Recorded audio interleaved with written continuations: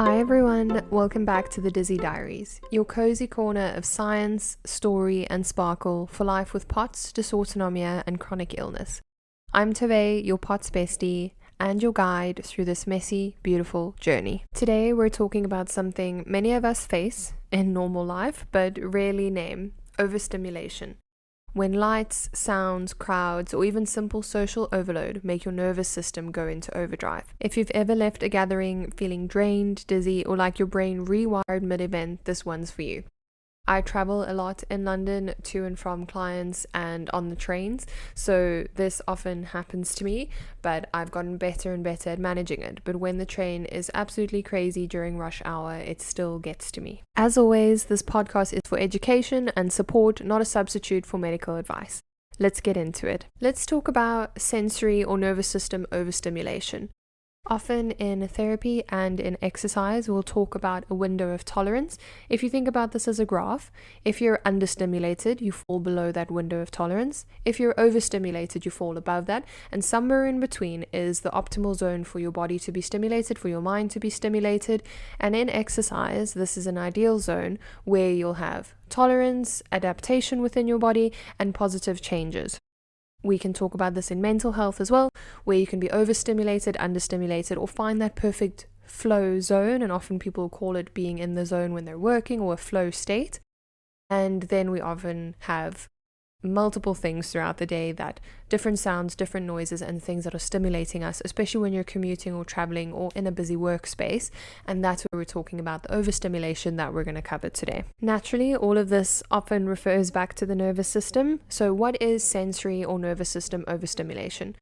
When you live with a condition that affects your autonomic nervous system or causes autonomic dysfunction, your nervous system is already working hard just to keep you upright, regulate your heart rate, manage blood flow, and cope with gravity and daily activities.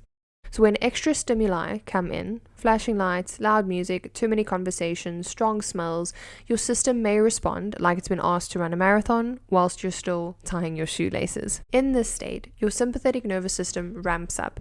Heart rate increases, blood vessels might constrict or dilate unpredictably, your brain struggles to filter that input, and your parasympathetic calming pathways can't keep up.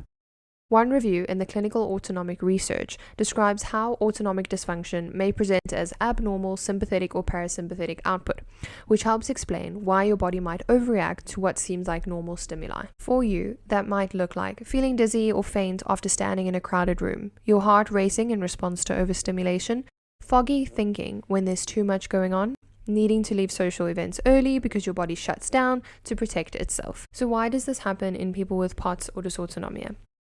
Let's talk about the physiological breakdown. Firstly, you have blood pooling and autonomic strain. When standing or being upright for a prolonged time, many people with POTS experience pooling of blood in the lower limbs, reduced return to the heart, and compensatory overactivation of that sympathetic drive or sympathetic nervous system to try and compensate for the lack of blood flow. Secondly, we have that sensory or nervous system load. Every additional sensory stimulus adds load to your nervous system. It's not just about the volume or the light, it's about how much processing your body has to do. When your autonomic nervous system is already taxed, even small stimuli become big. Let's lastly talk about energy reserves and recovery. Your budget of nervous system energy is smaller, so each extra demand means less reserve for the next task. Over time, this leads to what we know as crashing, fatigue, brain fog, or worsened symptoms. In summary, your body is already doing more than most people just to stay functioning. Adding any sensory or social stress is often like asking to sprint in flip-flops. Okay, so what do we do about it? How can you regulate your nervous system, reduce overstimulation, and protect your energy? Here are a couple of tools to try. Number one is thinking about the sensory stimulus that you're receiving and your environment design. Before going into a busy or noisy space, ask, what might overwhelm me here? Bring items that help. Noise-reducing earphones, sunglasses, and a hat might be helpful if you're outside or indoors, depending on your environment. A seat near the exits can help, and making sure you've got a bottle of water or buying some water wherever you're going. If lights flicker, choose a stable lighting zone if you have the option, and if the sound is too loud, identify a quiet retreat just to step away when you need to. Secondly, nervous system regulation tools. Slow breathing is really good for nervous system regulation. Inhale for 4, exhale for 6 seconds, help to switch to the parasympathetic calming system. You might have your own format of breathing, holding for a couple of seconds that helps, but try different things and see what works. Grounding techniques, putting your feet on the floor, name 5 things that you can hear, see, or feel. This helps you just to reconnect with your current environment, your immediate physical environment, and just feeling like you're back in control. Lastly, taking scheduled reset breaks. Every 45 to 60 minutes in a social or high stimulus situation, plan a 5-minute rest or quiet. This might sound silly, but when I'm traveling on the trains, sometimes at the station I get off at to see a client, I might arrive a little bit early, take a couple of minutes, whether that's sitting on the platform, moving away from the busy areas with people, or just making sure I've got some time to listen to some music, or just going into a coffee shop, having a quick cup of tea or coffee, and just taking those few minutes before a client session.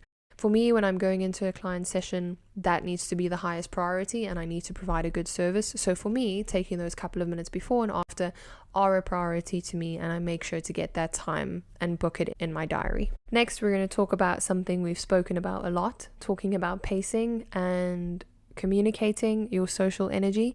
Let friends and family know your limits. You may need to arrive early or leave early. You may need quiet time after just to recover and feel better. Set a personal stimulus budget. How many people, how long, and how much noise you can tolerate help to decide which events you go to and which you can actually tolerate. Track how you feel afterwards. Did you crash? What triggered it? And use that to adjust future plans so that you feel like you're more prepared. Again, we're not trying to reduce all the activities that you do, and you might have times that you go to activities that are slightly more draining and you don't have to avoid them. Just choose what you want to spend your energy on and what you enjoy. Lastly, let's talk about recovery and gentle rebuilding. Obviously, every time we're overstimulating or stimulating within this window of tolerance, we do get a little bit stronger and build up that tolerance, but sometimes we might have crashing days afterwards. After a high stimulus day, schedule a low stimulus day or a recovery day if you have the capacity. Quiet space, gentle movement, and hydration. I find going for a walk through the park. I'm very lucky where I live that there's a beautiful park nearby, and just taking 1 or 2 days a week where after work I can go and do that really helps me. Use your symptom tracker, whether you write it in a diary or have an app. Notice your heart rate, your dizziness, fatigue, sleep quality, and patterns will emerge. The last topic I want to dive into is the mental and emotional side. This one matters deeply. When you reduce your load, skip an event, or say no, it can feel like you're missing out, falling behind, or giving up. But here's the truth. You are choosing to stay in the game. Pacing your nervous system and social energy does not mean you're weak. It means you are wise. It means you know your body, you respect your limits, and you're creating space for what matters. In the world we live in, there's constant stimulus, a million things that we could do, a constant to-do list that we can try to tick off, and we need to really educate ourselves and practice prioritizing what's the most important and what needs to go down on the list, and every week will be different for where you place your social energy, your work energy, and different priorities. Give yourself compassion.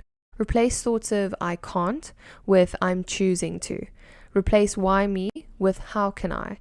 Every time you proactively regulate your system, you're building resilience, not just surviving.